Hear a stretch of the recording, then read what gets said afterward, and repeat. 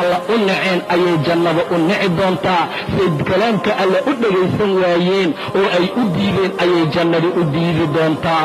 war xaaladda saas ma ahee dadaala, war rabbigiin ka cabsada, war diinta ilaahay kor u qaada, war xishmeeya, waa kalaamkii rabbiye barta oo ku dhaqma.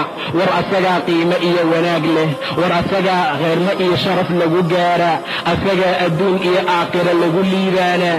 waa asaga mid allaala mar allaala markaad qabriga gasho midka wax kuu anfacaaya, qiyaamaha wax kuu taraaya, waa diinta ilaah subxaanahu wa tacaala. waxbaad dhegaysanaysaaiyo diinta ilaahay dhegayso, wax waa raacaysaayo diinta alla raac oo ku dhaqan oo ku camalfal. sidaa ayaa wanaag lagu gaaraa adduun iyo aakhiro.